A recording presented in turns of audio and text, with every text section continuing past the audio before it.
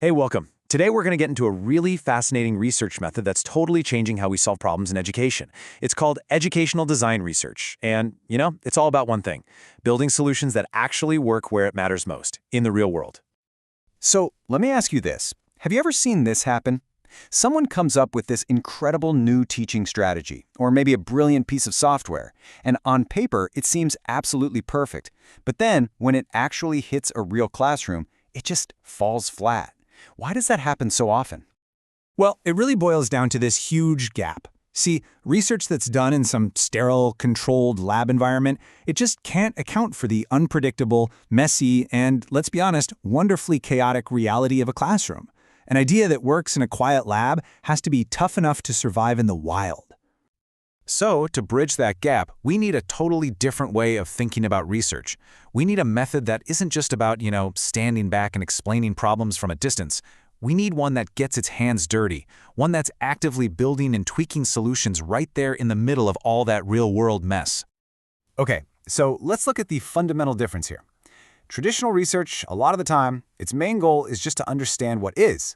But design research, it's got this awesome dual mission. First, solve a real practical problem by designing something, and at the same time, use that process to actually advance our scientific knowledge. It's practical and theoretical, all happening right where the learning is. So here it is, the official definition. At its absolute heart, educational design research, or EDR, is all about that double payoff. You're creating a program or a tool or new materials to fix a really complex challenge in education. But in the very process of making it and testing it, you're also generating these deep insights about how and why it actually works. So how does this all actually work? What does it look like in practice? Well, the engine that drives this entire process is this really powerful repeating cycle. It's a loop of designing something, testing it, and then refining it, over and over again. It all starts with researchers and teachers getting together, rolling up their sleeves, and really digging in to understand the problem from all sides. Then, they build an early version, a prototype, of a solution, based on solid theory. But here's the crucial part. They immediately take that prototype into a real classroom to test it, gathering data to figure out what works and what doesn't. And that cycle of testing and refining just keeps going until the solution is really solid. Honestly, the best way to think about it is like beta testing for a new app or a video game, right? You don't just build the whole thing and hope for the best. No way.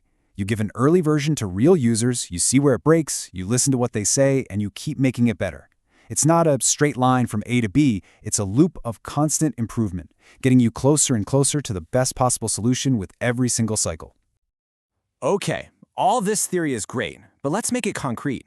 Let's look at a real-world example that shows this in action, a project called Literacy Access Online, or LAO for short. This story just perfectly illustrates the power of this whole design research cycle. This quote from the research team, it says everything. Their first dive into the real world completely blew up their original plan. And you know what? That wasn't a failure. That was the process working exactly like it's supposed to. It stopped them from wasting a ton of time and money building the wrong thing. So here's how they did it. They started with what seemed like a good idea, a simple tutorial for kids. But then they actually went out and talked to kids, to parents, to teachers.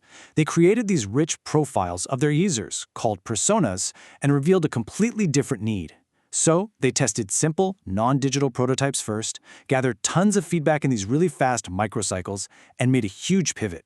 The final product? It wasn't a solo tutorial at all. It was a collaborative, story-based tool for a child and an adult to use together. And this brings us to a really crucial point. Creating a great product like Lao is a fantastic achievement, for sure, but it's not the only goal of design research. There's actually a much deeper, more scientific payoff. So you might be thinking, is all of this work, all these cycles, just to build one perfect piece of software? Well, the answer is a big, resounding no. The true scientific contribution is something way more valuable and way more reusable. The ultimate prize here, the real scientific output, is a set of what are called design principles. Now, these aren't just a few handy tips. They are scientifically tested, context-aware guidelines. So the LAO project didn't just give us an app. It produced principles about how to design effective literacy tools for kids and adults to use together. And now, other designers can take those principles and use them to solve similar problems anywhere else. There's this fantastic quote from the legendary researcher Lee Cronbach that just nails the spirit of these principles. They aren't rigid, universal laws that you have to follow exactly. No, they're working hypotheses. They're powerful starting points that you can adapt to your own specific situation. They give you a massive head start, but they always respect that every classroom, every group of students is unique. So if you're going to take one thing away, let it be this. Educational design research delivers on two massive fronts. It gives us innovative solutions that have been truly battle-tested in real classrooms. And it gives us the transferable scientific knowledge, those design principles that help the entire field get better at solving these really tough challenges. And that kind of leaves us with a final question to chew on. This powerful cycle of analyzing, prototyping, and testing in the real world, it's clearly a game changer for education. But where else could we apply it? From public health to city planning, just think about how this approach could help us tackle some of the world's most complex, wicked problems.